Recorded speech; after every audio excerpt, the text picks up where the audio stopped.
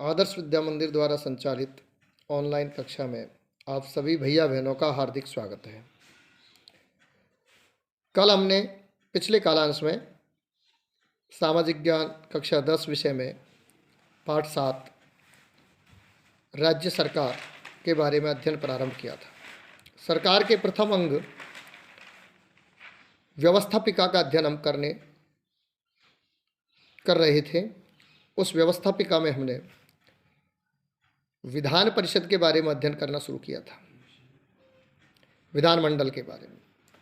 प्रत्येक राज्य के हिसाब से विधानमंडल की अलग अलग व्यवस्था है। हमारे देश में कुछ राज्यों में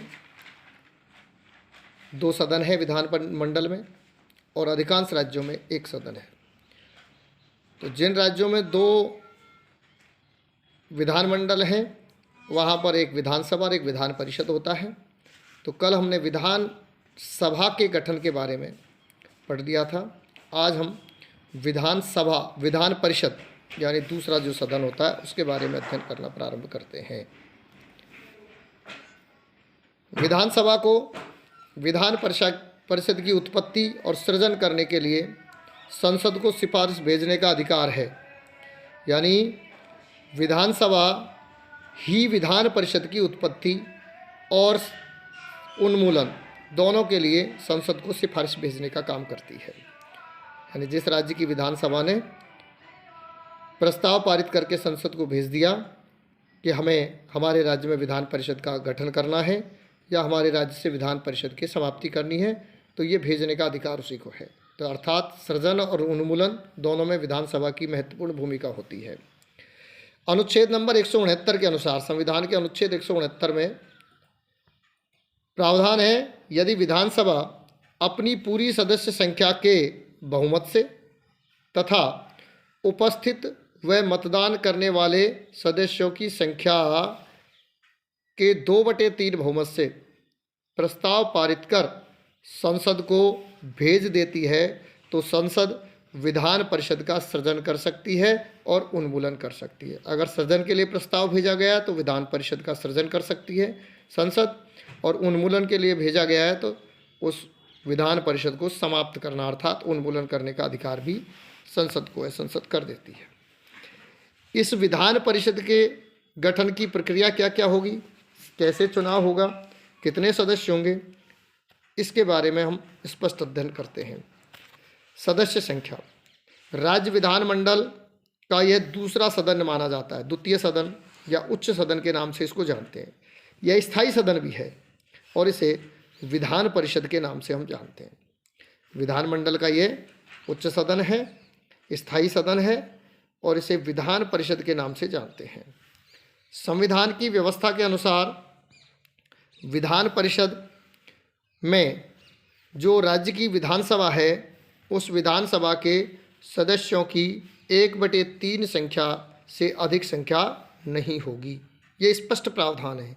संविधान में लिखा है कि जिस राज्य में विधान परिषद का गठन किया जा रहा है उस राज्य के विधानसभा के जो सदस्य हैं उन सदस्यों की 1/3 संख्या से अधिक सदस्य संख्या उसमें नहीं होगी, परंतु किसी भी दशा में यह संख्या 40 से कम नहीं होनी चाहिए। स्पष्ट ये भी लिखा है कि किसी भी स्थिति में विधान परिषद का गठन 40 से कम संख्या पर नहीं किया जा सकता, अर्थात न्यूनतम संख्या 40 होना अनिवार्य है, आवश्यक है।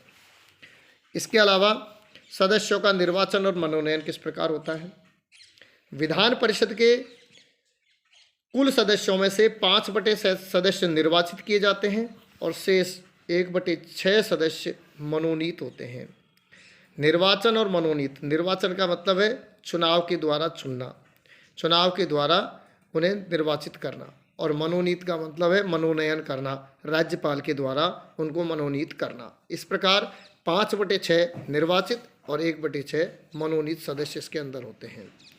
विधान परिषद के सदस्यों का निर्वाचन अप्रत्यक्ष रूप से आनुपातिक प्रतिनिधित्व पद्धति के अनुसार एकल संक्रमणीय मत पद्धति के द्वारा होता है।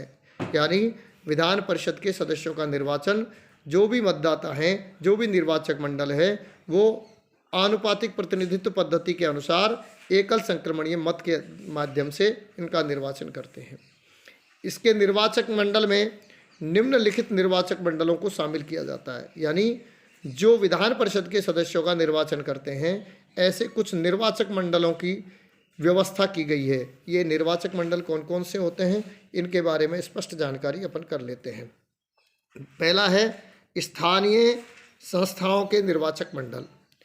स्थानीय निकाय, स्थानीय संस्थाएं जैसे पंचायत, नगर पालिका इत्यादि, समस्त सदस्य संख्या के 1/3 यानी जितनी भी सदस्य की संख्या है विधान परिषद में उसके 1/3 1/3 सदस्य राज्य की नगर पालिकाओं, जिला परिषदों या अन्य ऐसी स्थानीय संस्थाओं के द्वारा चुने जाते हैं। यानी जिला परिषदों के सदस्य, नगर पालिकाओं के सदस्य या अन्य स्थानीय संस्थाओं के जो सदस्य होते हैं जिनका निर्वाचक मंडल बना होता है, वो सदस्य ऐसे सदस्यों के निर्वाचन में मतदान करते हैं। तो ये सब मिलकर 1/3 सदस्यों का निर्वाचन करते हैं। दूसरा है विधानसभा का निर्वाचक मंडल। कुल संख्या के 1/3 सदस्यों का निर्वाचन ये विधानसभा के सदस्य करते हैं। यानी उस राज्य की जो विधानसभा है उस विधानसभा के सदस्य जो है वो 1/3 सदस्यों का निर्वाचन करते हैं। तो 1/3 सदस्यों का निर्वाचन तो करते हैं स्थानीय निकाय के सदस्य और 1/3 सदस्यों का निर्वाचन करते हैं विधानसभाओं के निर्वाचित सदस्य। तीसरा मंडल है स्नातकों का निर्वाचक मंडल।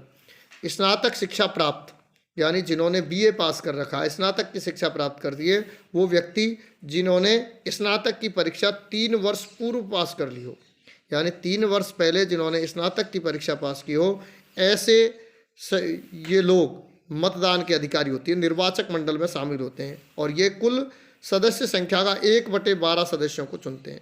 1/12 यानी कुल सदस्य संख्या का 12वां हिस्सा के सदस्य, इनका चुनाव, इनका निर्वाचन स्नातकों का निर्वाचक मंडल करता है। इसके बाद अगला निर्वाचक मंडल है अध्यापकों का निर्वाचक मंडल।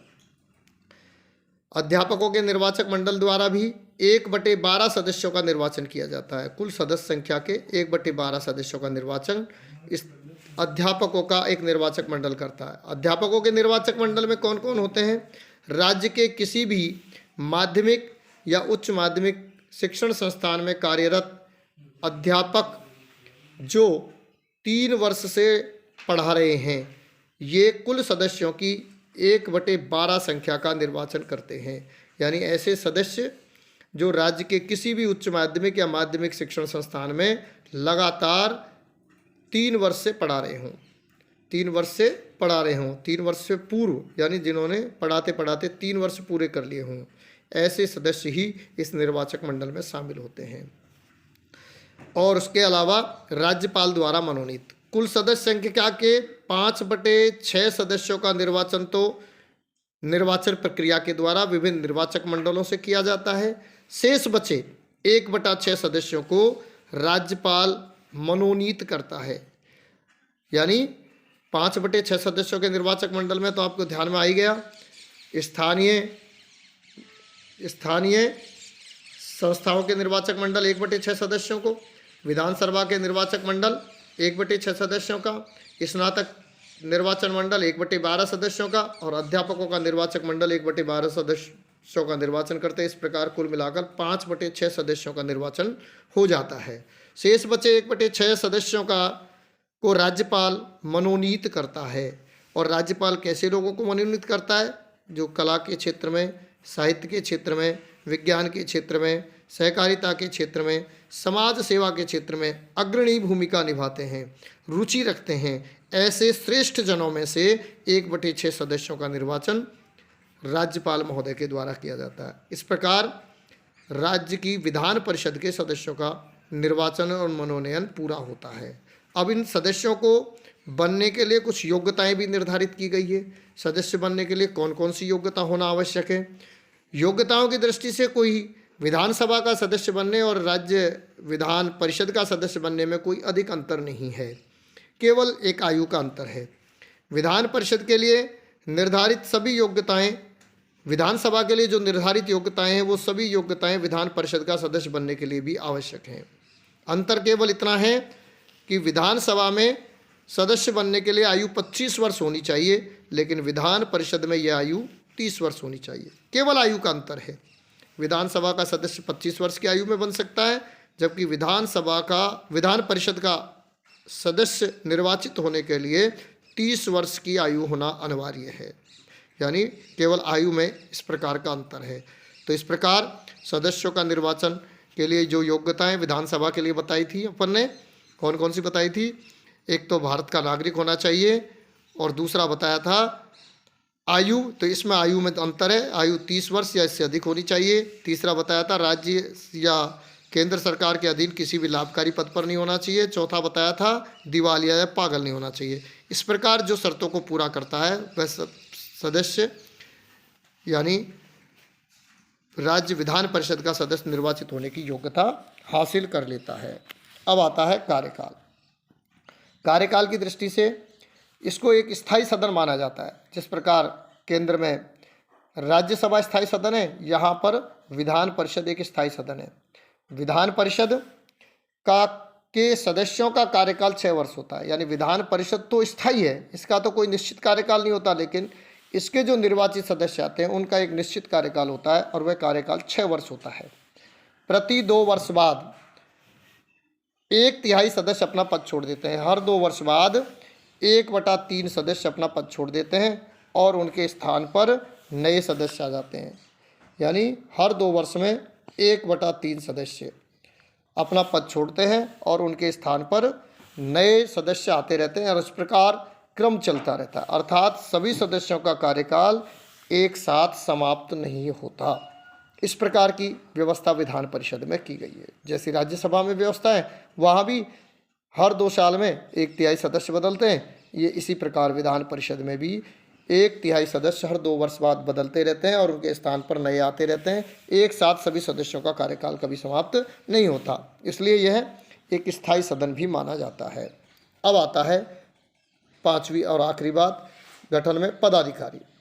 विधान परिषद के सदस्य अपने में से एक को सभापति और एक को उपसभापति के रूप में चुनते हैं। अर्थात सभापति और उपसभापति ये सदस्य अपने में से ही किसी एक को चुनते हैं। एक सभापति बनाया जाता है निर्वाचन के द्वारा और दूसरा उपसभापति बनाया जाता है, और ये सभापति और उपसभापति इस विधान परिषद की कार्रवाई के संचालन में अपनी महत्वपूर्ण भूमिका निभाते हैं। इन दोनों के निर्वाचन का अधिकार भी विधान परिषद को है, तो इन दोनों को हटाने का अधिकार भी विधान परिषद को है। अगर विधान परिषद को इनके कार्य के बारे में इस कार्य ढंग से नहीं कर रहे या संविधान के अनुरूप कार्य नहीं कर रहे, तो विधान परिषद एक प्रस्ताव पारित करके, पूर्ण बहुमत से प्रस्ताव पारित करके 14 दिन पूर्व जिसे हटाना है उसे सूचना करेगी और उस पर विचार विमर्श होगा। अगर प्रस्ताव उसके खिलाफ हो जाता है तो इस प्रकार सभापति और उपसभापति को विधान परिषद हटा भी सकती है। तो आज हमने विधान परिषद के गठन की प्रक्रिया को हमने समझने का प्रयास किया है, और इसके अगले भाग में